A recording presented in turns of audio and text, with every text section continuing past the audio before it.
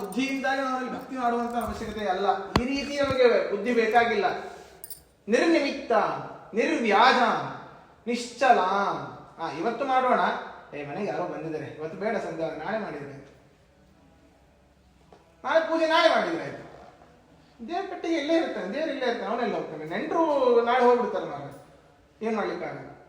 ಅದು ಅಲ್ಲ, ನಿಶ್ಚಲ. ಆಯ್ತು, ಭಕ್ತಿ ಮಾಡೋಣ. ಹೇಗೆ? ನೀನು ನಿರಾಕಾರ, ನೀನು ನಿರ್ಗುಣ, ನೀನು ಶುದ್ಧ ಬ್ರಹ್ಮ, ಏನೂ ಇಲ್ಲ, ಯಾವ್ದು ಕೆಲಸಕ್ಕೆ ಬಾರದೇ ಇರೋನು ಅಂತ ಅವನನ್ನ ಉಪಾಸನೆ ಮಾಡೋದಾ? ಅಲ್ಲ. ಗುಣಗಣ ಬೃಹತೀಂ ಭಕ್ತಿಂ ದದಾತು. ಗುಣಗಣದಿಂದ ಕೂಡಿರುವಂತಹ ಭಕ್ತಿಯನ್ನ ನಮಗೆ ಕೊಡು ನೀನು ಅಂತ ವಾಯುದೇವರ ಹತ್ರ ಕೇಳುವಂಥದ್ದು. ಆದ್ದರಿಂದ ಹೇ ವಾಯುದೇವರೇ, ನಮ್ಮನ್ನ ನೀವು ರಕ್ಷಿಸಬೇಕು ಅಂತ ದೇವತೆಗಳು ಇದರಲ್ಲಿ ಕೇಳ್ತಾ ಇದ್ದಾರೆ. ಪದಚ್ಛೇದ ನೋಡಿ. ಅಹರಹ ದುರಾಗಮ ತಮಃ ಸ್ವಗೋ ಗಣೈಃ ಅಕರೋಹೋ ಮುಕುಂದ ಗುಣ ವೃಂದ ದರ್ಶನಂ ಅಜಯಃ ಚತುರ್ದಶ ಜಗಂತಿ ಸದ್ಗುಣೈಃ ಶರಣಂ ಗುರೋ ಕರುಣಯ ಅಪಿ ನಃ ಭವೇ. ಅನ್ವಯ ನೋಡಿ. ಹೇ ಗುರೋ, ಹೇ ಗುರೋ. ಅಡ್ಮಿಟ್ ಮಾಡ್ತೀರಾ ಅಂತದ್ದು. ಅಡ್ಮಿಟ್ ಮಾಡ್ಬೇಕಾ? ಸರಿ, ಒಂದು ಕೆಲಸ ಮಾಡಿ, ಇದನ್ನು ನನ್ನನ್ನು ಅಡ್ಮಿಟ್ ಮಾಡಿಬಿಡಿ. ನಾನು ಫುಲ್ ರೆಕಾರ್ಡ್ ಮಾಡ್ತೀನಿ. ಏನೋ ಅದು ಉಳಿದಿರೋಷ್ಟು ರೆಕಾರ್ಡ್ ಮಾಡ್ತೀನಿ ನಾನು. ಹೊರಗೆ ಬಂದ್ಬಿಟ್ಟಿದ್ದೀನಿ. Private post ಯಾರಾಗಿದೆ? ಆರ್ಯರೇ, ಅನ್ವಯ. ಹೇ ಗುರು, ಗುರುಗಳಾದ ಶ್ರೀ ಮಧ್ವಾಚಾರ್ಯರೇ,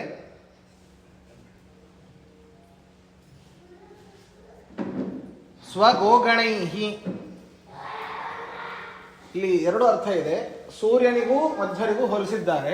ಆದ್ದರಿಂದ ಗೋಶಬ್ದವಾಚ್ಯವಾದದ್ದು ಎರಡು. ಒಂದು ಮಾತು ಅಂತನೂ ಅರ್ಥ, ಇನ್ನೊಂದು ಕಿರಣ ಅಂತನೂ ಅರ್ಥ ಇದೆ. ಸ್ವಗೋಗಣೈಹಿ,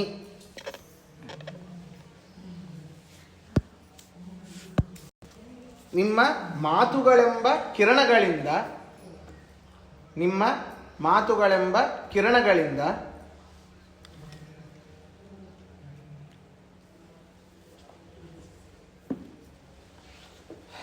ದುರಾಗಮ ತಮಃ, ದುರಾಗಮ ತಮಃ, ದುಷ್ಟ ಶಾಸ್ತ್ರವೆಂಬ ಕತ್ತಲೆಯನ್ನು, ದುಷ್ಟ ಶಾಸ್ತ್ರವೆಂಬ ಕತ್ತಲೆಯನ್ನು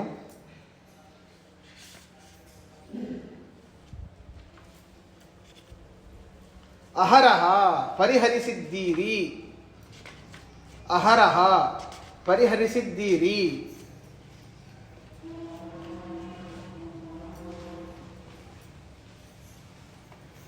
ಮುಕುಂದ ಗುಣ ವೃಂದ ದರ್ಶನಂ, ಮುಕುಂದ ಗುಣ ವೃಂದ ದರ್ಶನಂ. ಮುಕ್ತಿ ಪ್ರದನಾದ, ಮುಕುಂದ ಗುಣ ವೃಂದ ದರ್ಶನಂ, ಮುಕ್ತಿ ಪ್ರದನಾದ ನಾರಾಯಣನ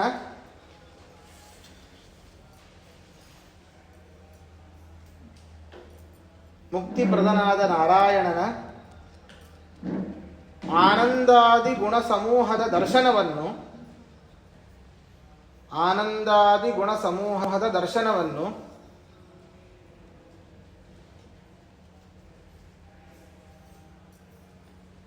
ಅಕರೋಹೋ ಮಾಡಿದ್ದೀರಿ, ಅಕರೋಹೋ ಮಾಡಿದ್ದೀರಿ.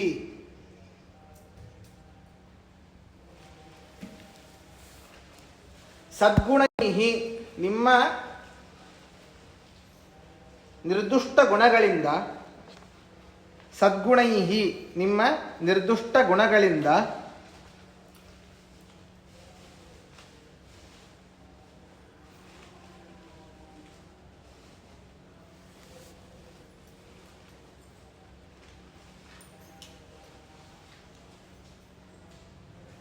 ಚತುರ್ದಶ ಜಗಂತಿ 14 ಲೋಕಗಳನ್ನು, ಚತುರ್ದಶ ಜಗಂತಿ 14 ಲೋಕಗಳನ್ನು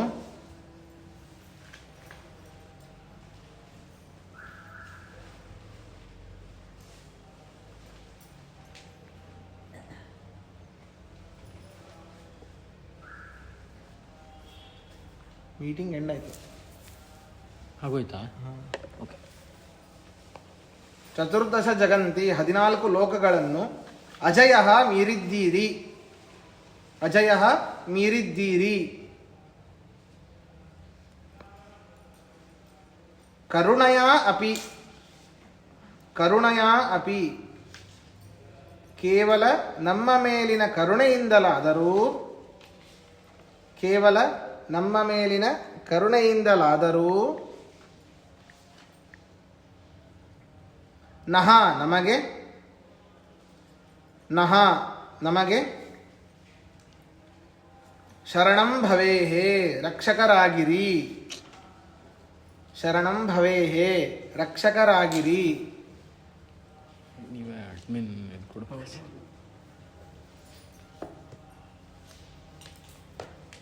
ಸೈನ್ ಹೋಸ್ಟ್ ಸೈನ್.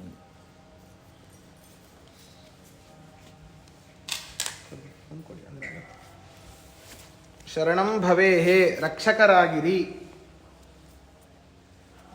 ಇದರಲ್ಲಿ ಪ್ರಶ್ನೆ ಇದ್ರೆ ಕೇಳಿ.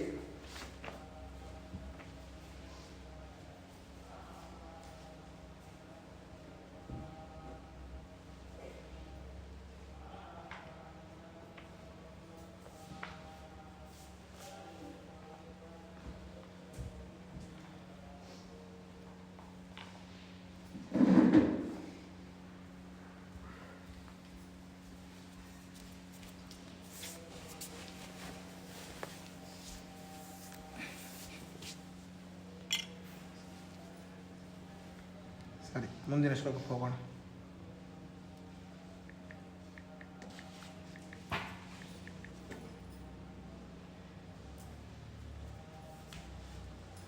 ನಮ್ಮೆಲ್ಲ ರೆಡ್ ಬೆಟ್ ಆಗಿ ಮೆಸೇಜ್ ಹಾಕಿ ಸರ್.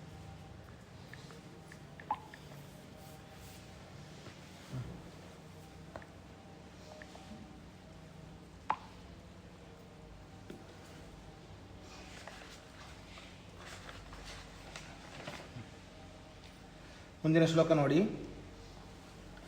ನಮಸ್ತೆ ಪ್ರಾಣೇಶ. ನಮಸ್ತೆ ಪ್ರಾಣೇಶ. ಪ್ರಣತ ವಿಭವಾಯಾವ ನಿಮಗಾಃ. ಪ್ರಣತ ಭವಾಯ ಮಣಿಮಗಾಃ. ನಮಃ ಸ್ವಾಮಿನ್ ರಾಮ. ನಮಃ ಸ್ವಾಮಿನ್ ರಾಮ. ಪ್ರಿಯತಮ ಹನುಮನ್ ಗುರುಗುಣ. ಪ್ರಿಯತಮ ಹನುಮನ್ ಗುರುಗುಣ. ನಮಸ್ತುಭ್ಯಂ ಭೀಮ. ನಮಸ್ತುಭ್ಯಂ ಭೀಮ. ಪ್ರಬಲತಮ ಕೃಷ್ಣೇಷ್ಟ ಭಗವನ್. ಇಷ್ಟ ಭಗವನ್. ನಮಃ ಶ್ರೀಮನ್ಮಧ್ವ. ನಮಃ ಶ್ರೀಮನ್ಮಧ್ವ. ಪ್ರದಿಶ ಸುದೃಶಂ ಪ್ರದಿಶ ನೋ ಜಯ ಜಯ. ಪ್ರದಿಶ ಸುದೃಶಂ ನೋ ಜಯ ಜಯ. ಏನು ಹೇಳ್ತಾ ಇದ್ದಾರೆ? ಮೊಟ್ಟ ಮೊದಲಿಗೆ ನೋಡಿ, ಮೊದಲ ಒಂದು ಪಾದವನ್ನು ಬಿಟ್ಟು 3 ಪಾದದಲ್ಲಿ ಆಚಾರ್ಯರ ಹನುಮಂತನ ವರ್ಣನೆ, ಭೀಮನ ವರ್ಣನೆ, ಮಧ್ವರ ವರ್ಣನೆ. ಆ ಮೊದಲನೇದು ನೋಡಿ, ನಮಸ್ತೆ ಪ್ರಾಣೇಶ, ಮೂಲ ರೂಪವನ್ನು ವರ್ಣನೆ ಮಾಡ್ತಾ ಇದ್ದಾರೆ. ಈ 3 ಅವತಾರ ಯಾರ ರೂಪ? ವಾಯುದೇವರ ರೂಪ. ಪ್ರಾಣೇಶ, ಪ್ರಾಣೇಶ ಅಂದರೆ ವಾಯುದೇವರು. ವಾಯುದೇವರು ಹೇಗಿದ್ದಾರೆ ಅಂತಂದ್ರೆ, ಪ್ರಣತ ವಿಭವಾ ಯಾವ ನಿಮಗಾಹ, ಯಾರು ಅವರನ್ನ ಭಕ್ತಿಯಿಂದ ಸ್ತೋತ್ರ ಮಾಡ್ತಾರೋ, ಅವರ ಪಾದ ಕಮಲಗಳಿಗೆ ಶಿರವಾಗ್ತಾರೋ ಅಂಥವರನ್ನ ಉದ್ಧಾರ ಮಾಡದೆ ಇರೋದಿಲ್ಲ. ಇವತ್ತಲ್ಲ ನಾಳೆ ಉದ್ಧಾರ ಮಾಡೇ ಮಾಡ್ತಾರೆ. ಪ್ರಣತ ವಿಭವ ಯಾವ ನಿಮಗಾಹ, ಅಂಥವರಿಗಾಗಿಯೇ ನೀವು ಆ ಸತ್ಯಲೋಕವನ್ನ ಬಿಟ್ಟು ಇಲ್ಲಿ ನೀವು ಅವತಾರ ಮಾಡಿದ್ದು ಮಧ್ವರಾಗಿ. ಉದ್ಧಾರ ಆದರೆ ಹೇಗೆ? ಬಡವನಿರ್ತಾನೆ, ಬಹಳ ಭಕ್ತಿಯಿಂದ ನಮಸ್ಕಾರ ಮಾಡ್ತಾನೆ, ಸೇವೆಯನ್ನು ಮಾಡ್ತಾನೆ, ಪಾಜಕಕ್ಕೆ ಬರ್ತಾನೆ, ಅನೇಕ ಸೇವೆಗಳನ್ನು ಮಾಡ್ತಾನೆ. ಬಡವನಿದ್ದವನಿಗೆ ಏನು ಬೇಕದು ಕೊಟ್ಟು ಬಿಡೋದು. ಹಾಗಲ್ಲ. ವಿಶೇಷವಾಗಿ ತತ್ವಜ್ಞಾನ, ತತ್ವಜ್ಞಾನಕ್ಕೆ ರಾಯಭಾರಿಗಳು ವಾಯುದೇವರು. ಅವರಿಗೆ ಗೊತ್ತು, ಕೊಟ್ಟರೆ ಶಾಶ್ವತವಾಗಿ ಕೊಡಬೇಕು. ಇನ್ನೊಮ್ಮೆ ಕೇಳಿರಬಾರ್ದು. ಮನೆಗೆ ಬಂದಂತಹ ಬ್ರಾಹ್ಮಣನಿಗೆ 1 ದಿನಕ್ಕೆ ಎಷ್ಟಾಗುತ್ತೋ ಅಷ್ಟಾದರೂ ಅವನಿಗೆ ಕೊಡಬೇಕಂತೆ. ಆ ಒಂದು ದಿನಕ್ಕೆ ಬೆಳಗ್ಗೆಯಿಂದ ಹಾಲಿಂದ ಶುರು ಮಾಡಿ, ಕರೆಂಟ್ ಬಿಲ್ಲು ಅದು ಎಲ್ಲ ಶುರು ಮಾಡಿ, ದವಸ ಧಾನ್ಯಗಳು ಶುರು ಮಾಡಿ, ರಾತ್ರಿಯ ತನಕ ಅವನು ಎಷ್ಟು ಉಪಯೋಗಿಸ್ತಾನೆ ಒಂದು ದಿನಕ್ಕೆ ಆಗುವಷ್ಟಾದ್ರೂ ದಾನವನ್ನು ಕೊಡಬೇಕಂತೆ. ಹೀಗೆ ಕೊಟ್ರೆ ಧ್ರುವವಾದ ಒಂದು ವಸ್ತುವನ್ನು ಕೊಡಬೇಕು. ಅದು ಯಾವುದು ಅಂತ ವಾಯುದೇವರಿಗೆ ಗೊತ್ತು. ಅದನ್ನು ಜ್ಞಾನ. ಸಂಪತ್ತು ಕೊಡಬಹುದು, ಇಲ್ಲ ಅಂದಿಲ್ಲ, ನಾಶ ಆಗಿ ಹೋಗುತ್ತೆ, ಇವತ್ತಲ್ಲ ನಾಳೆ ಖಾಲಿ ಆಗತ್ತೆ.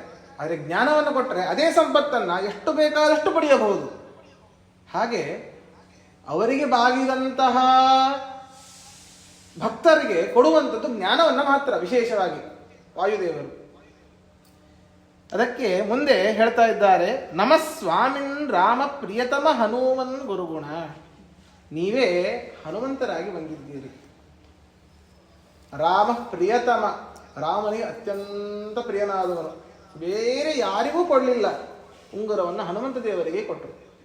ಗೊತ್ತು, ಖಾತ್ರಿ, ಇವನೇ ಸಾಧಕ, ಇವನೇ ಹೋಗಿ ಜಾನಕಿಗೆ ಸಂದೇಶವನ್ನು ಕೊಟ್ಟು ಬರ್ತಾನೆ, ಬೇರೆ ಏನೂ ಇಲ್ಲ. ಸಂಶಯ, ರಾಮದೇವರಿಗೆ ಸಂಶಯ. ಇವರೇ ಸರ್ವಜ್ಞರು ಅಂತಂದ ಮೇಲೆ ಸರ್ವಜ್ಞತೆಯಲ್ಲಿ ಭೇದ ಇದೆ. ಪರಮಾತ್ಮನು ಸರ್ವಜ್ಞನೇ, ಇವರೂ ಸರ್ವಜ್ಞರೇ. ಇವರ ಯೋಗ್ಯತೆಗೆ ಎಷ್ಟಿದೆ ಅಷ್ಟು ಸರ್ವಜ್ಞರು. ಪರಮಾತ್ಮ ಅಷ್ಟು ಸರ್ವಜ್ಞರಲ್ಲ ಇವರು. ಇವರು ಸರ್ವತ್ರ ಸದಾ ಆಲೋಚನೆಯಲ್ಲಿ ಸರ್ವ ವಿಷಯಗಂ ಜ್ಞಾನಂ. ವಾಯುದೇವರಿಗೆ ಎಲ್ಲ ಕಾಲದಲ್ಲೂ ಆಲೋಚನೆ ಮಾಡಿದರೆ ಸಾಕು, ಎಲ್ಲ ವಿಷಯಗಳ ಜ್ಞಾನ ಬರ್ತದೆ. ಪರಮಾತ್ಮನದು ಹಾಗಲ್ಲ. ಸದಾ ಅನಾಲೋಚನೆಯಲ್ಲಿ ಸರ್ವ ವಿಷಯಗಂ ಜ್ಞಾನಂ ಪರಮಾತ್ಮ ಜ್ಞಾನಂ. ಯಾವ ಯೋಚನೆಯನ್ನ ಮಾಡದೇನೆ ಪರಮಾತ್ಮನ ಜ್ಞಾನ ಲಕ್ಷಣ ಇದು. ಯಾವ ವಿಚಾರವನ್ನೇ ಮಾಡೋದಿಲ್ಲ. ನಾವು ಈ ವಸ್ತು ಇಲ್ಲಿಟ್ಟಿದ್ದೇವೆ ಅಂತ ನೆನಪು ಮಾಡ್ಕೊಳ್ತೇವೆ, ವಿಚಾರ ಮಾಡ್ತೇವೆ. ವಿಚಾರ ಮಾಡಿದ್ರೆ ನೆನಪಾಗೋದಿಲ್ಲ ಕೆಲವೊಮ್ಮೆ ನಮಗೆ. ಎಲ್ಲ ಅಸರ್ವ ವಿಷಯಕವೇ. ಸದಾ ಆಲೋಚನೆ ಬಿ ಅಸರ್ವ ವಿಷಯಕ ಜ್ಞಾನ ನಮ್ದೆಲ್ಲ. ಯಾವುದು ಎಲ್ಲಿಟ್ಟಿದ್ದೇವೋ ಏನೋ ಅದೇ ಗೊತ್ತಾಗೋದಿಲ್ಲ. ಹಾಗೆ ಇವರದು ಸದಾ ಆಲೋಚನೆ ಬಿ ಸರ್ವ ವಿಷಯಕ ಜ್ಞಾನಂ ವಾಯೋ ಜ್ಞಾನಂ ಬ್ರಹ್ಮಜ್ಞಾನಂ. ಅಂದರೆ ಬ್ರಹ್ಮ ಅಂದರೆ ಚತುರ್ಮುಖ ಬ್ರಹ್ಮ. ವಾಯುದೇವರು ಬ್ರಹ್ಮದೇವರು ಎರಡು ಒಂದೇ ಪದವಿಯಲ್ಲಿ ಬರುವಂಥವರು. ಹಾಗೆ ಈ ರಾಮದೇವರು ಇರುವಂತಹ ಸರ್ವಜ್ಞತೆ ಬೇರೆ, ಸಾಕ್ಷಾತ್ ಪರಮಾತ್ಮನೇನೆ.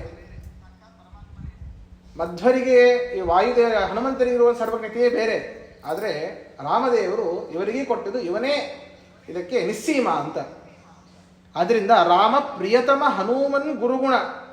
ಬಹಳ ಗುಣಗಳಲ್ಲಿ ಶ್ರೇಷ್ಠನಾದಂತಹ ಹನುಮಂತನಿಗೇನೆ ಇವರು ಉಂಗುರವನ್ನು ಕೊಟ್ಟಿದ್ದು. ನಮಸ್ತುಭ್ಯಂ ಭೀಮ ಪ್ರಬಲತಮ ಕೃಷ್ಣೇಷ್ಟ ಭಗವನ್. ಮಹಾಬಲಶಾಲಿಗಳಾದ ಭೀಮಸೇನ ದೇವರಿಗೆ ಉಪದೇಶ. ನಾವೆಲ್ಲ ಅನ್ಕೊಳ್ತೇವೆ ಮಹಾಭಾರತದಲ್ಲಿ ಅರ್ಜುನನಿಗೆ ಗೀತೆಯನ್ನು ಉಪದೇಶ ಮಾಡಿ ಬಹಳ ದೊಡ್ಡ ವ್ಯಕ್ತಿಯನ್ನಾಗಿ ಮಾಡಿದ ಕೃಷ್ಣ ಪರಮಾತ್ಮ ಅಂತ. ಹೌದು, ಅವನು ಸಣ್ಣವನಿದ್ದ. ಭೀಮಸೇನ ದೇವರಿಗೆ ಸಣ್ಣವನೇ ಇದ್ದ. ಭೀಮನಿಗೆ ಯಾಕೆ ಉಪದೇಶ ಮಾಡೋದು? ಸರ್ವಜ್ಞವನು, ಎಲ್ಲ ಗೊತ್ತಿತ್ತು ಅವನಿಗೆ. ಯಾವುದು ಏನು ಕಾಲ ನಿತ್ಯ ಪರಮಾತ್ಮನ ವಿಶ್ವರೂಪ. ಇದು ವಿಶ್ವರೂಪ, ಇದು ಸಣ್ಣದಿದು ಭೀಮಸೇನ ದೇವರಿಗೆ. ಸದಾಕಾಲ ಇದಕ್ಕಿಂತಲೂ ಅನಂತ ರೂಪಗಳನ್ನು ಚಿಂತನೆ ಮಾಡುವಂತಹ ಶಕ್ತಿ ವಾಯುದೇವರಿಗೆ ಇದೆ. ಇದು ಯಕ್ಕಶ್ಚಿತ್. ಇದು ಪರಮಾತ್ಮನೇ ಹೇಳ್ತಾನೆ, ಅನೇಕ ದೇವಾನುದೇವತೆಗಳು ಕೋಟಿ ತಪಸ್ಸು ಮಾಡಿದರೂ ಈ ಒಂದು ರೂಪವನ್ನು ನೋಡ್ಲಿಕ್ಕೆ ಸಾಧ್ಯ ಇಲ್ಲ. ಬರೀ ಕಣವೆಂದು ನೋಡ್ಲಿಕ್ಕೆ ಸಾಧ್ಯವೇ ಇಲ್ಲ. ದಿವ್ಯಂ ದದಾಮಿತಿ ಚಕ್ಷು ಪಶ್ಯಮೇ ರೂಪಮೇಶ್ವರಂ. ನಿನ್ನ ಕಣ್ಣು ಈ ಸಾಮಾನ್ಯ ಪಾಂಚಭೌತಿಕ ಕಣ್ಣುಗಳ ಶಕ್ತಿಯನ್ನು ಕೊಡುತ್ತೇನೆ, ಅದರಿಂದಾಗಿ ನೀನು ನನ್ನ ರೂಪವನ್ನು ನೋಡು ಅಂತ. ಹಾಗೆ ಅವನನ್ನ ರೂಪವನ್ನು ನೋಡ್ಲಿಕ್ಕೂ ಶಕ್ತಿ ಬೇಕು, ಉಪದೇಶ ಮಾಡಲಿಕ್ಕೂ ಅಜ್ಞಾನಿ ಆಗಿದ್ದಾನೆ ಅಷ್ಟು ಅರ್ಜುನ. ಭೀಮಸೇನಿಗೆ ಯಾಕೆ ಮಾಡಲಿಲ್ಲ ಅಂತಂದ್ರೆ ಅದೇ ಕಾರಣ, ಸರ್ವಜ್ಞ ಭೀಮ. ಎಲ್ಲೂ ಕೂಡ ಧರ್ಮವನ್ನ ಬಿಟ್ಟಿಲ್ಲ. ಈ ಪಂಚಪಾಂಡವರು ಎಲ್ಲರೂ ಕೂಡ ಧರ್ಮವನ್ನು ಬಿಟ್ಟಿದ್ದಾರೆ. ಅಜ್ಞಾತವಾಸದಲ್ಲಿದ್ದಾರೆ, ಏಕಚಕ್ರ ನಗರದಲ್ಲಿ ಬ್ರಾಹ್ಮಣ ವೇಷರಾಗಿದ್ದಾರೆ. ಬ್ರಾಹ್ಮಣ ವೃತ್ತಿ ಏನು?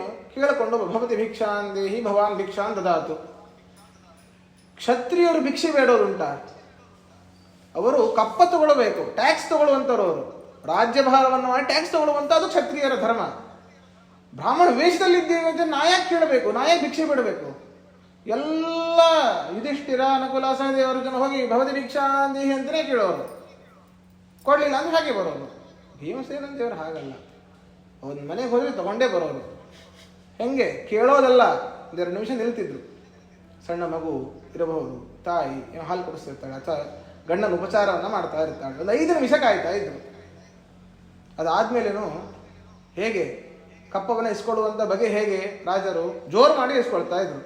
ಹೊರಗಡೆ ನಿಂತು ಒಂದು ಘರ್ಜನೆ ಹುಂಕಾರ ಹಾಕ್ತಾ ಇದ್ರು. ಒಳಗಡೆ ಇರುವಂತಹ ಅಡಿಗೆ ಮನೆ ಇರುವ ಎಲ್ಲ ಪಾತ್ರೆಗಳು ಧನ ಧನ ಧನ ಧನ ಆಗಿ ಬೀಳ್ತಿದ್ವು. ಬಂದನಪ್ಪ, ಈ ಬ್ರಾಹ್ಮಣ ಬಂದಿದ್ದಾನೆ ಅಂತೇಳಿ ಗೊತ್ತಾಗೋದು ಅವರಿಗೆ. ಒಂದು ಮರ ಹಾಕಿ ತಂದು ಹಾಕೋರು. ಅಲ್ಲೂ ಕೂಡ ಧರ್ಮವನ್ನು ಬಿಟ್ಟಿಲ್ಲ ಭೀಮಸೇನ ದೇವರು. ಅದು ಕಪ್ಪದ ರೀತಿಯಿಂದಲೇ ಆ ಧಾನ್ಯಗಳನ್ನು ತಂದು ಹಾಕ್ತಾ ಇದ್ರು. ತಂದಂತಹ ಎಲ್ಲ ಆ ಧಾನ್ಯಗಳನ್ನ ಒಂದು ಹಾಕಿ ಅರ್ಧ ಭಾಗ 5 ಜನಕ್ಕೆ, ಅರ್ಧ ಭಾಗ ಭೀಮನಿಗೆ. ಕುಂತಿಯನ್ನ ಸೇರಿ ಆ 4 ಮಕ್ಕಳನ್ನ ಸೇರಿ ಅರ್ಧ ಭಾಗದಲ್ಲಿ 5 ಜನ ತಿನ್ನೋರು, ಇನ್ನು ಅರ್ಧ ಭಾಗ ಬರೀ ಭೀಮನಿಗೆನೆ. ಯಾಕೆ? ಅದು ನಿಜವಾದ ಅರ್ಜಿತ, ಅದು ನಿಜ ಧರ್ಮದಿಂದ ಅರ್ಜಿತವಾದಂತಹ ಧಾನ್ಯ. ತಮ್ಮ ಧರ್ಮನೆಲ್ಲೂ ಬಿಟ್ಟಿಲ್ಲ. ಅದು ಕುಂತಿಗೆ ಗೊತ್ತಿತ್ತು. ಭೀಮ ಸಾಮಾನ್ಯನಲ್ಲ, ಯಾರು ಬೇಕಾದ್ರೂ ಬಗ್ಗಿ ಬಿಡಬಹುದು, ಭೀಮ ಬಗ್ಗಲ್ಲ. ನಾರಾಯಣಾಸ್ತ್ರವನ್ನು ಬಿಟ್ಟಾಗ್ಲೇನೆ ಆ ಯುದ್ಧದಲ್ಲಿನೇ ಬಗ್ಲಿಲ್ಲ ಭೀಮ. ನನಗೆ ಗೊತ್ತು, ನಾರಾಯಣ ನನ್ನ ಸ್ವಾಮಿ, ಅವನೇನು ಮಾಡಿ ನನಗೆ ಬೇಡ. ಕೃಷ್ಣ ಹೇಳ್ತಾನೆ, ಸ್ವಲ್ಪ ಮರ್ಯಾದೆ ಕೊಡಬೇಕು ಅದಕ್ಕೆ. ಕೃಷ್ಣನೇ ರಥದಿಂದ ಇಳಿದು ಹೋಗಿ ಭೀಮನ ತಲೆಯನ್ನು ಬಡಿತಾನೆ, ಹೇಗೆ ಸ್ವಲ್ಪ ಬಗ್ಗಸಪ್ಪ ಅಂತ ಹೇಳಿ. ಅವಾಗ ನಾರಾಯಣಾಸ್ತ್ರ ಹೋಗುತ್ತೆ. ಕೃಷ್ಣ ಎಲ್ಲರಿಗೂ ಘೋಷಣೆ ಮಾಡ್ತಾನೆ, ಎಲ್ಲರೂ ಕೂಡ ಶರಣಾಗತರಾಗ್ರಿ ಅಂತ. ಎಲ್ಲ ಕೌರವರು ಎಲ್ಲ ಪಾಂಡವರು ಶರಣಾಗತರಾಗ್ತಾರೆ. ಭೀಮ ಆಗೋದಿಲ್ಲ. ಕ್ಷತ್ರಿಯ ಧರ್ಮ ಅಲ್ಲ ಅದು ಶರಣಾಗತರಾಗೋದು. ಅಲ್ಲೂ ಕೂಡ ಧರ್ಮ ಬಿಡೋದಿಲ್ಲ. ಕೃಷ್ಣನೇ ಇಳಿದು ಹೋಗಿ ಕೃಷ್ಣನೇ ತಲೆ ಬಗ್ಗಿಸ್ತಾನೆ. ಹೌದು, ಅಪ್ಪ ಹೇಳ್ತಾ ಇದ್ದಾನೆ ಮಾಡೋಣ ಅಂತ. ಅಲ್ಲೂ ಕೂಡ ಬಿಟ್ಟಿಲ್ಲ. ಆದ್ರಿಂದ ಪ್ರಬಲತಮ ಕೃಷ್ಣೇಷ್ಟ ಭಗವನ್, ಕೃಷ್ಣನಿಗೆ ಅತ್ಯಂತ ಇಷ್ಟನಾದವನು ಭೀಮ. ಅಂತಹ ಭೀಮನಿಗೆ ನಮಸ್ಕಾರ. ನಮಃ ಶ್ರೀಮನ್ಮಧ್ವ ಪ್ರದಿಶ ಸುದೃಶಂನೋ ಜಯ ಜಯ. ಇಲ್ಲಿ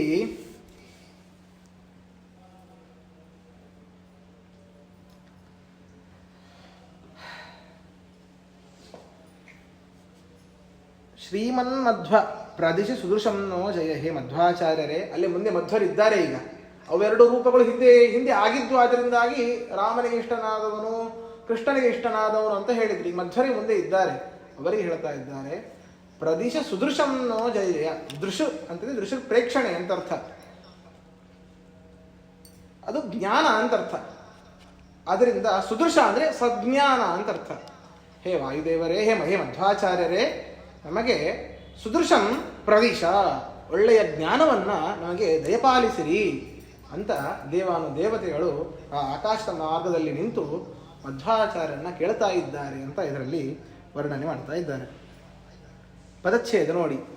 ನಮಃ ತೇ ಪ್ರಾಣೇಶ ಪ್ರಣತ ವಿಭವಾಯ ಅವನಿಂ ಅಗಾಹ ನಮಃ ಸ್ವಾಮಿನ್ ರಾಮ ಪ್ರಿಯತಮ ಹನುಮನ್ ಗುರುಗುಣ ನಮಃ ತುಭ್ಯಂ ಭೀಮ ಪ್ರಬಲತಮ ಕೃಷ್ಣೇಷ್ಟ ಭಗವನ್ ನಮಃ ಶ್ರೀಮನ್ಮಧ್ವ ಪ್ರದಿಶ ಸುದೃಶಂ ನಃ ಜಯ ಜಯ.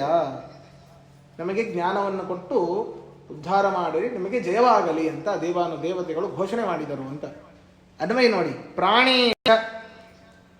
ಪ್ರಾಣೇಶ ಇಂದ್ರಿಯಗಳಿಗೆ ನಿಯಾಮಕನಾದ ವಾಯುದೇವರೇ, ಇಂದ್ರಿಯಗಳಿಗೆ ನಿಯಾಮಕನಾದ ವಾಯುದೇವರೇ,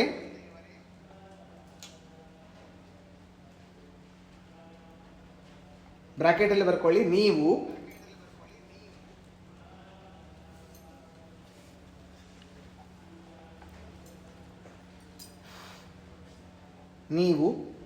ಪ್ರಣತ ವಿಭವಾಯ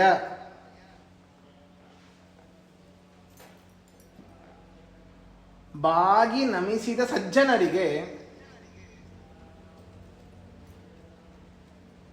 ಬಾಗಿ ನಮಿಸಿದ ಸಜ್ಜನರಿಗೆ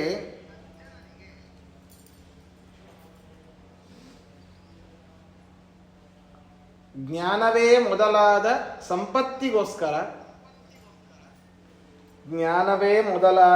ಸಂಪತ್ತಿಗೋಸ್ಕರ ಅವನಿಂ ಅಗಾಹ ಅವನಿಂ ಅಗಾಹ, ಭೂಮಿಯನ್ನ ಸೇರಿದಿರಿ, ಭೂಮಿಯನ್ನ ಸೇರಿದಿರಿ.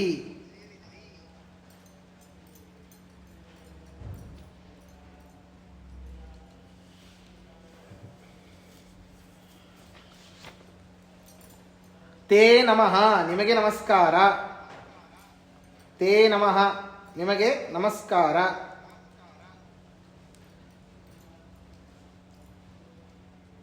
ಸ್ವಾಮಿನ್ ರಾಮ ಪ್ರಿಯತಮ, ಸ್ವಾಮಿನ್ ರಾಮ ಪ್ರಿಯತಮ.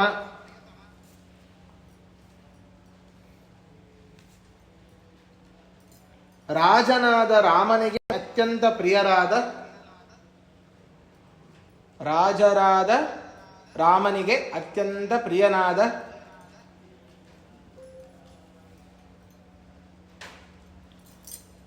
ಗುರುಗುಣ ಹನುಮನ್, ಗುರುಗುಣ ಹನುಮನ್.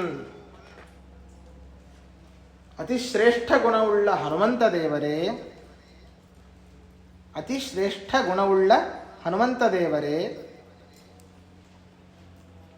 ತೇ ನಮಃ, ನಿಮಗೆ ನಮಸ್ಕಾರ. ತೇ ನಮಃ, ನಿಮಗೆ ನಮಸ್ಕಾರ.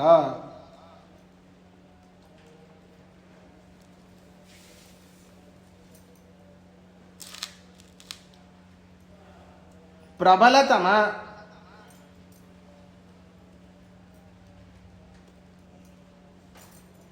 ಪ್ರಬಲತಮ ಅತ್ಯಂತ ಬಲಶಾಲಿಗಳಾದ, ಪ್ರಬಲತಮ ಅತ್ಯಂತ ಬಲಶಾಲಿಗಳಾದ ಕೃಷ್ಣೇಷ್ಟ, ಕೃಷ್ಣನಿಗೆ ಪ್ರಿಯನಾದ, ಕೃಷ್ಣೇಷ್ಟ ಕೃಷ್ಣನಿಗೆ ಪ್ರಿಯನಾದ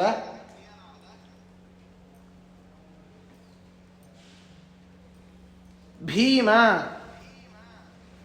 ಎಲೈ ಭೀಮಸೇನ ದೇವರೇ, ಭೀಮ ಎಲೈ ಭೀಮಸೇನ ದೇವರೇ,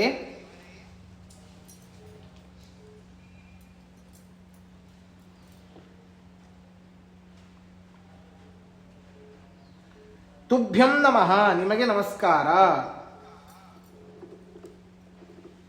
ತುಭ್ಯಂ ನಮಃ, ನಿಮಗೆ ನಮಸ್ಕಾರ.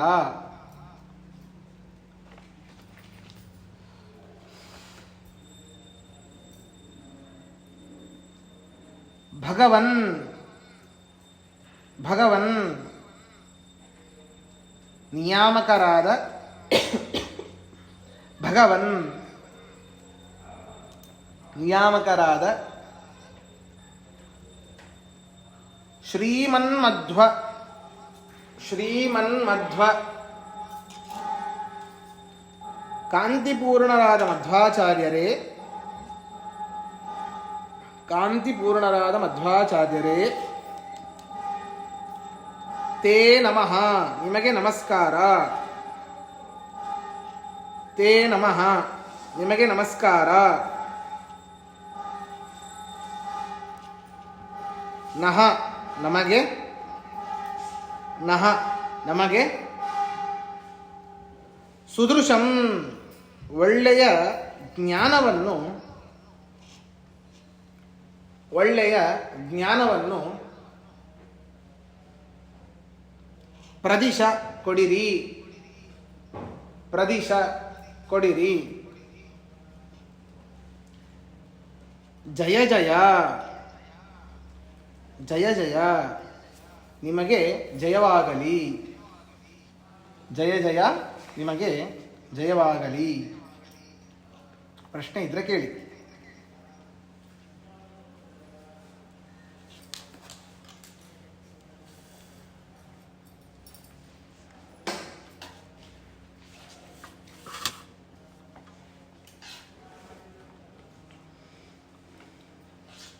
ಸರಿ, ಮುಂದೆ ಹೋಗೋಣ.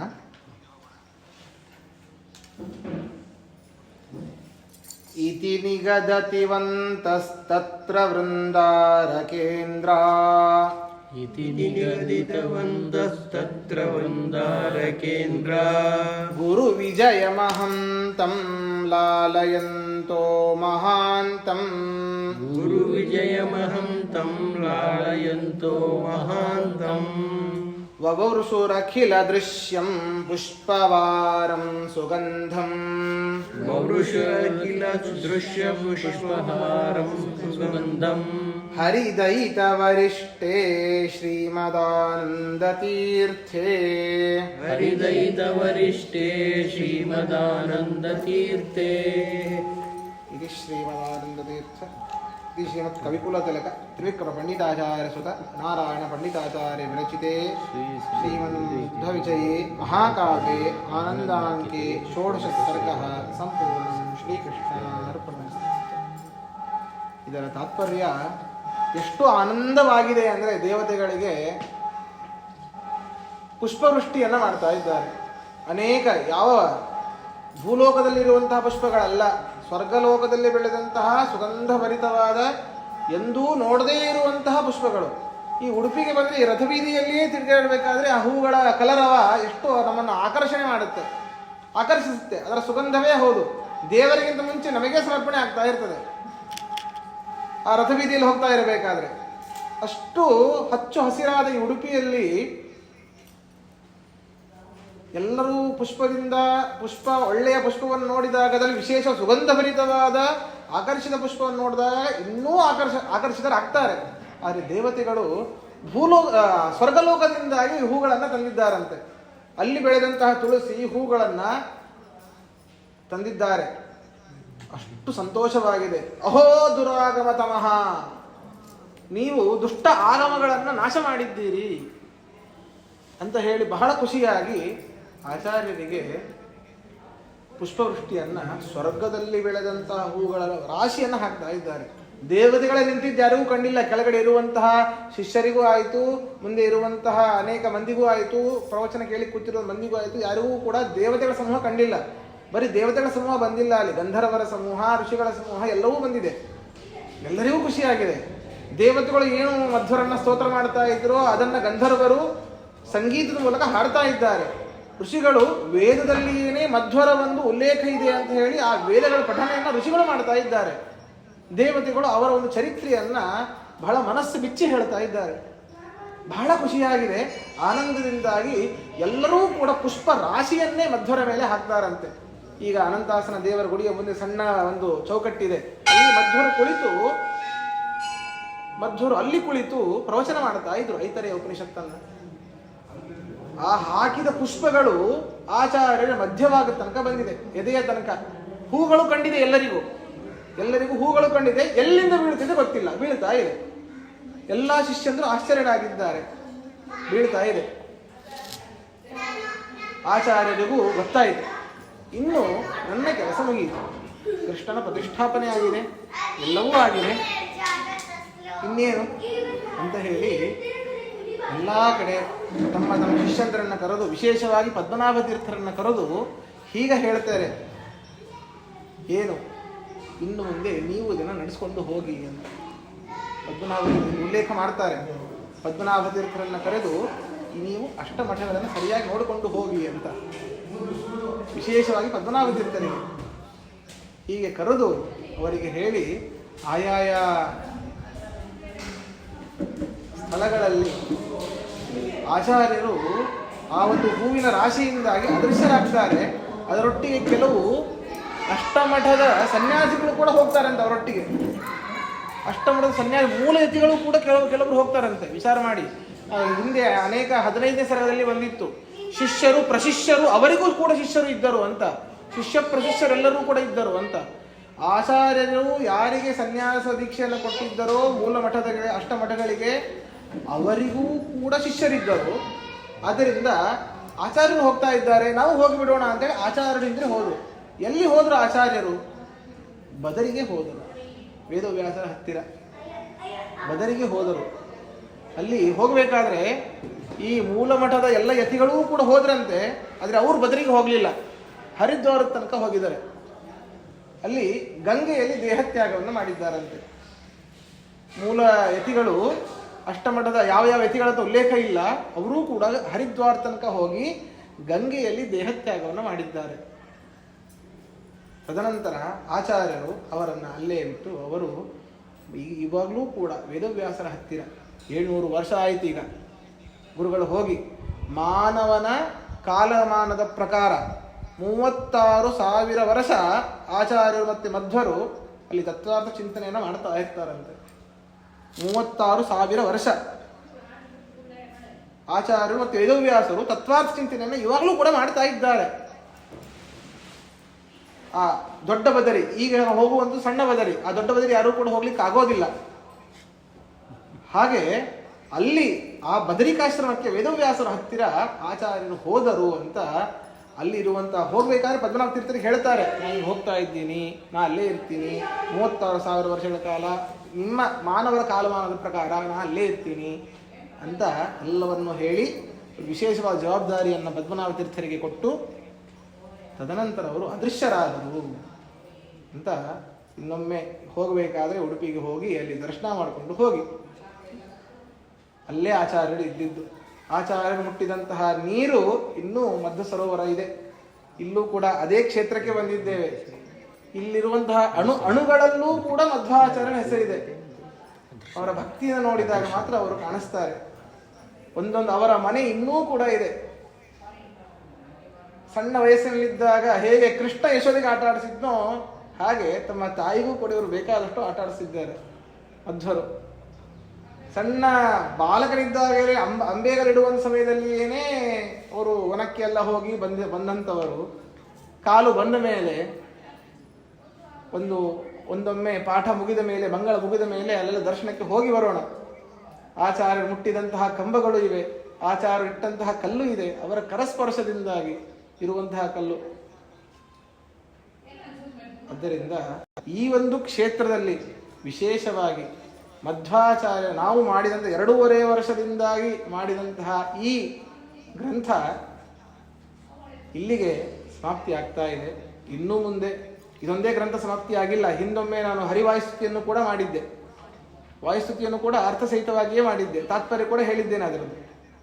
ಈ ಒಂದು ಗ್ರಂಥ ಅದೇ ರೀತಿ ಹರಿವಾಯುಸ್ತುತಿಯ ಗ್ರಂಥವನ್ನು ಕೂಡ ಕ್ಷೇತ್ರಸ್ವಾಮಿಯಾದ ಮಧ್ವಪದಿಯಾದ ಅನಂತಾಸನಿಗೆ ಸಮರ್ಪಣೆ ಮಾಡ್ತಾ 12 ಮಾತುಗಳನ್ನು ಮುಗಿಸ್ತಾ ಇದ್ದೇನೆ. ಶ್ರೀಕೃಷ್ಣ ನಿಮ್ಮೆಲ್ಲ ಪುಸ್ತಕವನ್ನು ಕೊಡಿ ಇಲ್ಲಿ.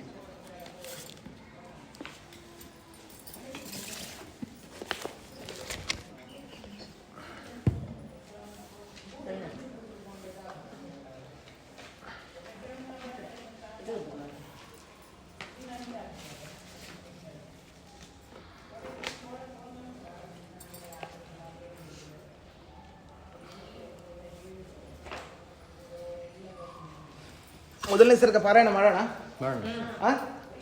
ಮೊದಲನೇ ಸರ್ಗ ಒಂದು ಮಾಡೋಣ. ಶ್ರೀ ಗುರುಭ್ಯೋ ನಮಃ. ಹರಿ ಓಂ. ಬೇಕಾ? ಹೌದಾ? ಕಾಂತಾಯ ಕಲ್ಯಾಣ ಗುಣೈಕಧಾಮ್ನೇ ನವದ್ಯುನಾಥ ಪ್ರತಿಮ ಪ್ರಭಾಯ ನಾರಾಯಣಾಯ ಅಖಿಲ ಕಾರಣಾಯ ಶ್ರೀ ಪ್ರಾಣನಾಥಾಯ ನಮಸ್ಕರೋಮಿ. ಅನಾಕುಲಂ ಗೋಕುಲಮುಲ್ಲಲಾಸಾಯ ಪಾಲಿತಂ ನಿತ್ಯಮನಾವಿಲಾತ್ಮಾ ತಸ್ಮೈ ನಮೋ ನೀಲಭಾಸೆ ಕೃಷ್ಣಾಯ ಕೃಷ್ಣಾರಮಣ ಪ್ರಿಯಾಯ. ಅಪಿತ್ರಿಲೋಕ್ಯಾ ಬಹಿರುಲ್ಲಸಂತಿ ತಮೋಹರಂತಿ ಮುಹುರಾಂತರಂಚ ದಿಶ್ಯಾದೃಶಂ ನೋ ವಿಶದಾಂ ಜಯಂತಿ ಮಧ್ವಸ್ಯ ಕೀರ್ತಿರ್ಗಣನಾಥ ದೀಪ್ತಿಂ. ತಮೋನುದಾನಂದಮವಾಪಲೋಕಹಸ್ತ ಪ್ರದೀಪಾ ಕೃತಿಕೋ ಗಣೇನ ಯದಾಸ್ಯ ಶೀತಾಂ ಶುಭವಾನ್ ಗುರುಸ್ತಾಂತ್ರ ವಿಕ್ರಮಾರ್ಯಾಂ ಪ್ರಣಮಾಮಿ ವರ್ಯಾನ್. ಮುಕುಂದ ಭಕ್ತೈ ಗುರುಭಕ್ತಿ ಜಾಯೈ ಸತಾಂ ಪ್ರಸತ್ತೈ ಚ ನಿರಂತರಾಯೈ. ಗರೀಯಸೀಂ ವಿಶ್ವಗುರೋರ್ವಿಶುದ್ಧಾಂ ವಕ್ಷ್ಯಾಮಿ ವಾಯೋರವತಾರ ಲೀಲಾಂ. ತಾಮಂತ್ರವರ್ಣೈರನುವರ್ಣನೀಯಾಂ ಸರ್ವೇಂದ್ರ ಪೂರ್ವೈರವಿವಕ್ತು ಕಾಮೇ. ಸಂಕ್ಷಿಪ್ತು ವಾಕ್ಯೇ ಮಯಿ ಮಂದ ಬುದ್ಧೌ ಸಂತೋ ಗುಣಾಢ್ಯಾ ಕರುಣಾಂ ಕ್ರಿಯಾಸುಃ. ಉಚ್ಚಾವಚಾರೇಣ ಸಮಸ್ತ ಚೇಷ್ಟಾ ಕಿಂತತ್ರ ಚಿತ್ರಂ ಚರಿತಂ ನಿವೇದ್ಯಂ. ಕಿಂತೋತ್ತಮ ಶ್ಲೋಕ ಶಿಖಾಮಣೀನಾಂ ಮನೋ ವಿಶುದ್ಧೈ ಚರಿತಾನುವಾದಃ. ಮಾಲಾಕೃತಶ್ಚರಿತಾಖ್ಯರತ್ನೈರ ಸೂಕ್ಷ್ಮ ದೃಷ್ಟೇ ಸಕುತೂಹಲಸ್ಯ. ಪೂರ್ವಾಪರೀಕಾರಮಥಾ ಪರಂ ವಾಕ್ಷಾಮ್ಯಂತು ಮೇ ಹಂತ ಮುಹುರ್ಮಹಾಂತಃ. ಶ್ರೀವಲ್ಲಭಾಜ್ಞಾಂ ಸುರೇಂದ್ರಯಾಂತ್ರಾಂ ಸಂಭಾವ್ಯ ಸಂಭಾವ್ಯ ತಮಾಂ ತ್ರಿಲೋಕ್ಯಾಂ.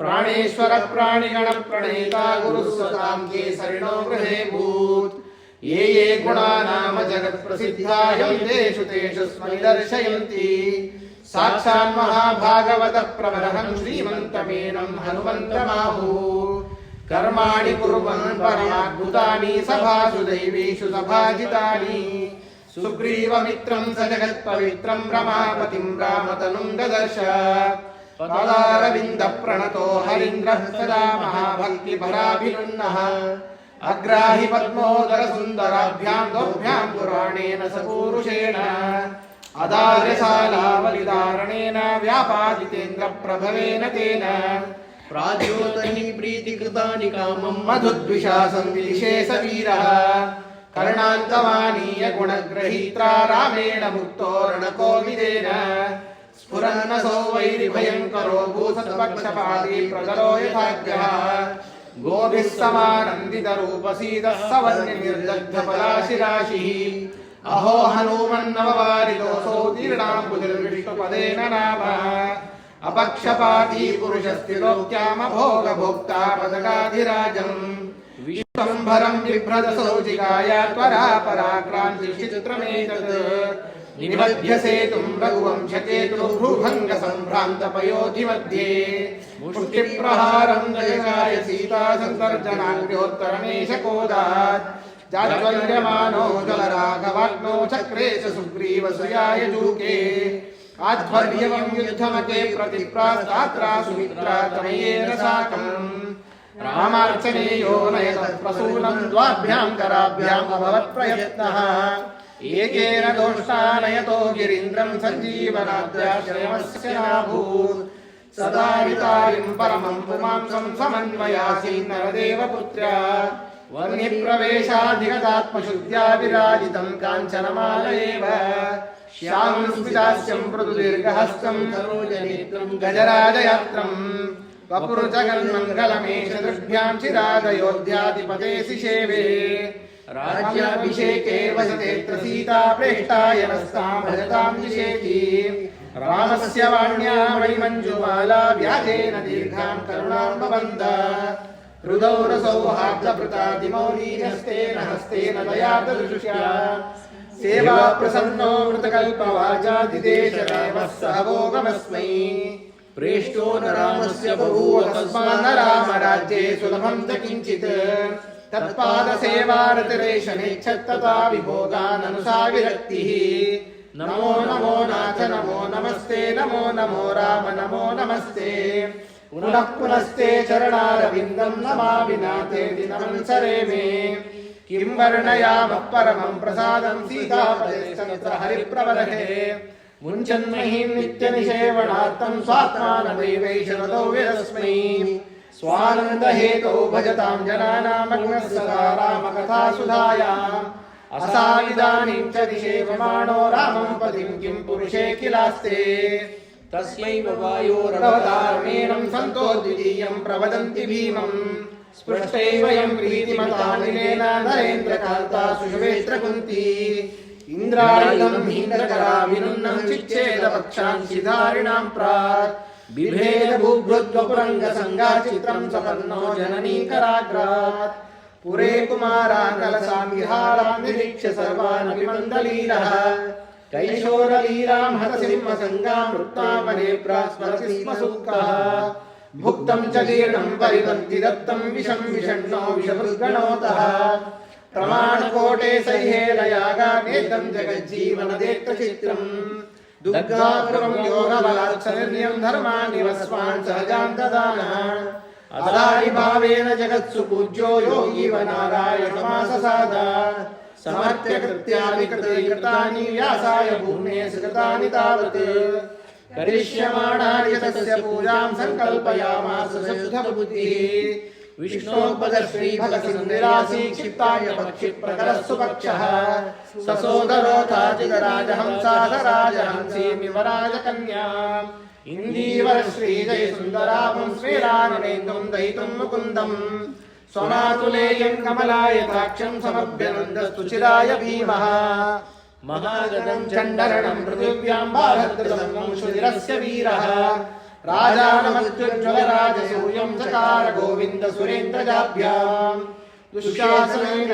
स्फुलितां प्रियायां स्मरणावधितां सकेशाम् जिघांसया वैर्जनस्य दीक्षा सकृष्णसर्पादिवसञ्चिताय ज्वाज्वल्यमानस्य वने वनेलं दिदक्षतः पार्थिवसार्थमुग्रम् सत्त्वानि पुंसां भयदानि नाशं नृपोदराग्ने गुरुतेजसा पुः भोगादिका भोगवतोर्णाक्षामितस्ततः सञ्चरतो धरेन्द्रे बहुद्विजपान् मणिमत्पुरोगान् असौ कटुं क्रोधवशान् जगान अथैष वेशान्तरभस्मलीनः क्रमेण वायुप्रभवस्तु तेजाः रुद्धाखिलाशं मुखरं प्रचण्डं भस्मीचकाराखिल कीचकौघम् सकृष्णसत्त्वाभिजयेन युक्तो मुहुर्महाहेति नरो प्रदृश्यः भीष्मद्विजात्यैरतिभीषणावं विवक्षकक्षं क्षपयन् विरेजे तरस्विनप्रोच्चलिता नदीराङ्गृधग्धवक्षातिनिदीक्षकोपान् सदास्तराष्ट्रान् बोहेतिरीनो विज्ञास्य विश्वान् परया श्रियाभात् कृष्णाभिमङ्गेरुहमङ्गराजा कृष्णामुखाम्बोरुहंसराजः प्रजातनूजावैलक्ष्मीराजा ससोदरो राजतवीरराजः पौत्रे पवित्राह्वयजामि पौत्रे धरां विधायासुरधीशतापम् कीर्तिं त्रिलोक्यां हृदये मुकुन्दं भेजे पदं त्वं जयैः सखीमः विष्णोपलानं भजराग्नेन घोरप्रघातेर्विनाशितास्ते रसोज्झिता चञ्चलमृतयोगं शोभामनवेगुस्वरवैर्मेघाः एतत्प्रदीपं किल कर्तुकाः सङ्कटमेव माप्य मुकुन्दवैपुण्यकथां स्वयोग्यां काले कलावा कलयन्तदेयम् यो भूरि वैरो मणिमान् मृतप्राग्वाग्नि बुभूष विपरितोषितेशः सत्सङ्कराग्रहृतये स्फुरापरेभ्यः सुरिहासुरेन्द्राः सान्नायमो व्यक्तहृदात् भुक्त्वा स्वाभापरोढा समसारकामः मणिसृजं वा प्लवगो व्यवस्थो जग्राहवेदाधिकमेष पापः जनो न मे नापरतेति मत्वा षडश्चतुर्थाश्रममेष भेजे पद्माकरं कलुषीचिकीर्षो सुदत्तमो दुष्टगजो विशुद्धम् अवैदिकं माध्यमिकं निरस्तं निरीक्ष्य तत्पक्षसुपक्षपाती तमेव पक्षं प्रतिपादुकोऽसौ जलूर्पन्मार्गध्यानरूपम् असत्पदे संसदसद्विविक्तम् आयाख्यया संवृतिमभ्यदत्ता ब्रह्माप्यकण्डं पदशून्यसिद्धे प्रच्छन्न बौद्धो यमदप्रसिद्धः यद्ब्रह्मसूत्रोत्तरभास्करं च प्रकाशयन्तं सकलं स्वगोभिः अचूचुरद्वेदसमूहवाहं ततो महातस्करणेन माहुः सुसूत्रजातस्य विरुद्धभाषी तद्भाष्यकारोऽहमिति ब्रुवन्यः तं तत्क्षणाद्योनिर्दिशस्मासव्यासरूपो भगवान् क्षमाब्धिः निगमसन्मणिदीपगणो भवत्तदुर्वाग्गणपङ्कनिगूढभाः अविदुषामिति शङ्करकाकरः सचिलशङ्कर इत्यभिशुश्रुवे विश्वं मिथ्या विपुलगुणवाणात्मनां नास्ति भेदो दैत्यायुक्तं व्यदतगिरां दिशो भूयः प्रसिद्धिम् आनन्दाद्यैर्गुरुगुणगणैः पूरितो वासुदेवो मन्दं मन्दं मनसितां मन्दनूनं तिरोभूत् नमस्ते प्राणेश प्रणतविभवाय मणिमदाः नमः स्वामिन्द्रामप्रियतमः नूमन् गुरुगुण नमस्तुभ्यं भीमप्रबलतम कृष्णेष्ट भगवन् नमः श्रीमन्मध्वप्रजशिरुषं जय जय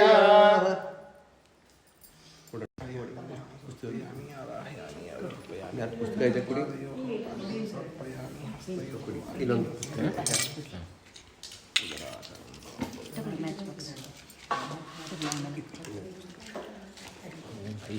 ವಿಜ್ಞಾನಭಾನುಮತಿ ಕಾಲಬಲಿನಂತಮಸಂತತಿತೋ ಜಿಂದೆ ಮಾರ್ಗಾನ್ ಸತಾಂ ಸ್ಫುರತಿ ಖಿನ್ನ ಹೃದಯಂ ಕುಂದಂ ದೇವಕಾಃ ಶರಣಂ ಪ್ರಜಗ್ಮುಃ ಆತಃ ತ್ರಿಯುಗಹೂತಿರನಿರ್ಬುಭೂಷುಃ ಬ್ರಹ್ಮಾಣಮಪ್ಯನ್ವತಾಮನಾದಿದೀಕ್ಷುಃ ವೇಕ್ಷಸಕಾರ್ಯವೀರ್ಯಂ ಸ್ಮರಾನನೋ ಭುವನಜೀವನಂ ದಶೇ ವೇದಾಂತಮಾರ್ಗಪರಿಮಾರ್ಗಂ ಧೀರದುರ್ಗಾದೈವಿಕಯಾವಿಶರಣಕರುಣಾಪದಂ ಮಹಾ ಆನಂದೇ ಸ್ಮೃತಭೂಷಿತಭೂಮಿರೂಪಾಂತರೇಣ ಆದೇಶ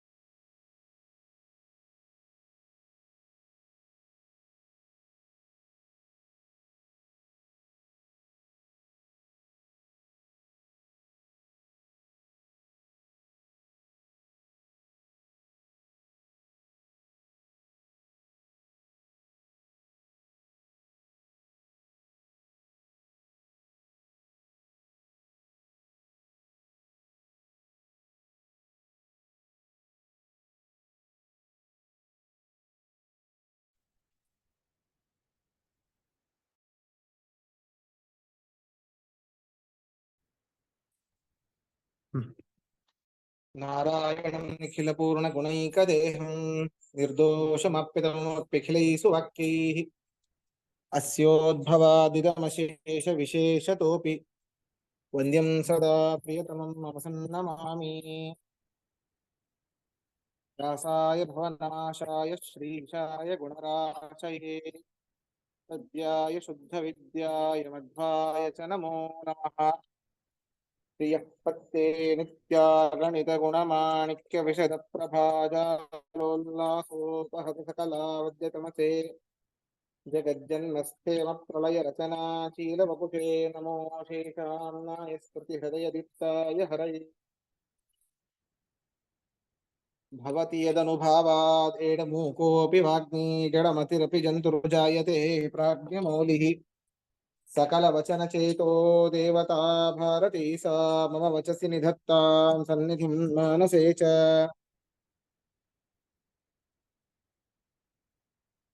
स्वस्त्यस्तु सताम् अशेष सन्मङ्गलानि भवन्तु सम्यक् श्लोकैकश्रवणपठनमात्रेण वक्तुश्च श्रोतॄणां निखिलकलिकृतकल्मष अपनोदनपटुतरे श्रीमन् सुमध्वविजयमहाकाव्ये आनंदांके षोडश सर्गः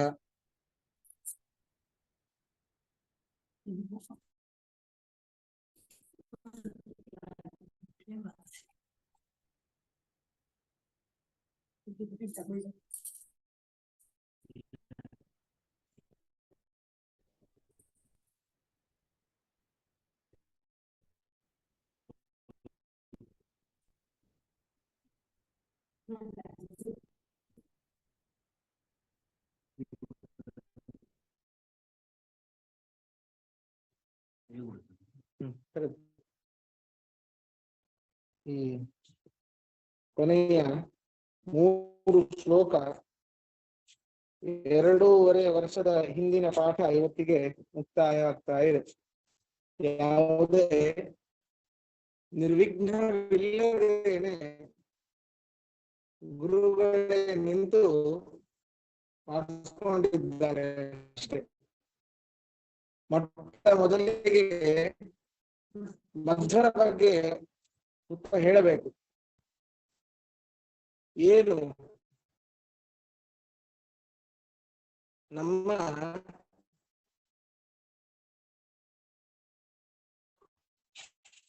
ಅನೇಕ ಬಂದು ಶಂಕರಾಚಾರ್ಯರು, ರಾಮಾನುಜಾಚಾರ್ಯರು, ಮಧ್ವಾಚಾರ್ಯರು ಇವರೇ ಯಾಕೆ ಅಷ್ಟು ಸ್ಪೆಷಲ್ ಅಂತ ಅವರು ಮತವನ್ನ ಸ್ಥಾಪನೆ ಮಾಡಿದ್ದಾರೆ. ರಾಮಾನುಜಾಚಾರ್ಯರು ಸ್ಥಾಪನೆ ಮಾಡಿದ್ದಾರೆ. ಮಧ್ವಾಚಾರ್ಯರು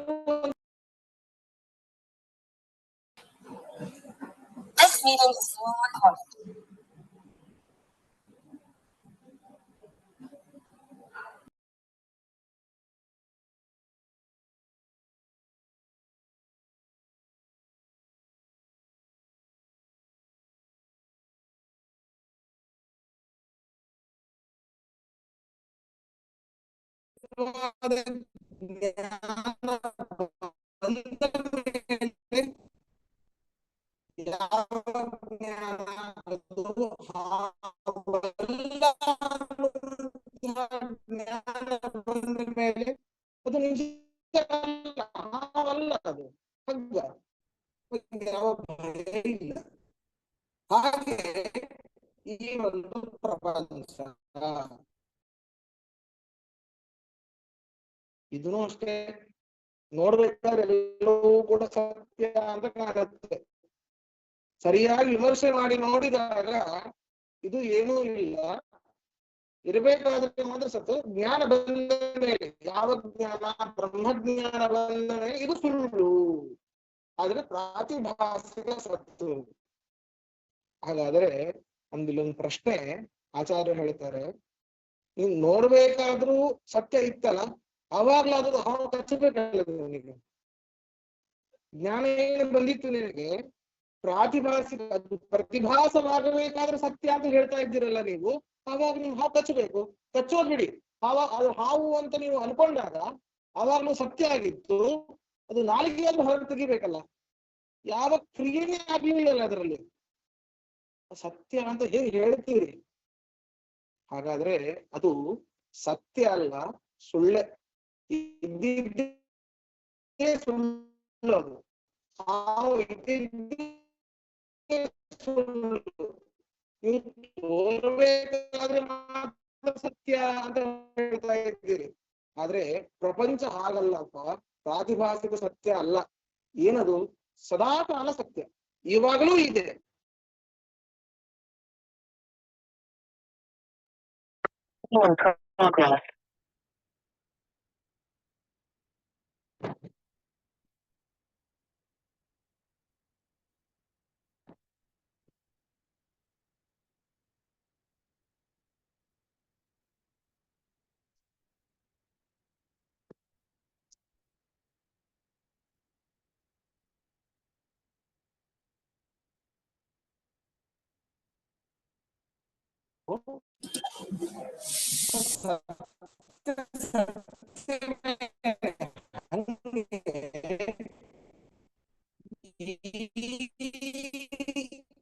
ನಾವು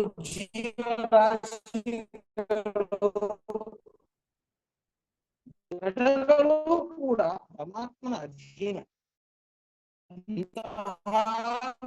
ಪರಮಾತ್ಮನ ಅಧೀನರಾಗಿ ನಾವು ಇದ್ದೇವೆ. ಅಲ್ಪಜ್ಞರಾದ ನಮಗೆ ಸರ್ವಜ್ಞನ ಪರಮಾತ್ಮನಿಗೆ ಹೋಲಿಕೆಯನ್ನ ಮಾಡ್ತಾ ಇದ್ದೀರಿ, ಅಭೇದವನ್ನ ಹೇಳ್ತಾ ಇದ್ದೀರಿ. ಅದೇಗೆ ಸರಿ? ಶುದ್ಧ ಸುಳ್ಳು ಆಗ್ಲಿಕ್ಕೆ ಸಾಧ್ಯವೇ ಇಲ್ಲ. ಅದರಿಂದಾಗಿ ಸದಾಕಾಲ ಭೇದವೇ ಇದೆ. ದ್ವೈತ ದ್ವಿತ ಅಂದ್ರೆ ಎರಡು, ಜೀವ ಬೇರೆ ಈಶ ಬೇರೆ. ಜೀವ ಜಡಕ್ಕೆ ಭೇದ ಇದೆ, ಜೀವೇಶರಿಗೆ ಐಕ್ಯ ಬರ್ಲಿಕ್ಕೆ ಸಾಧ್ಯ.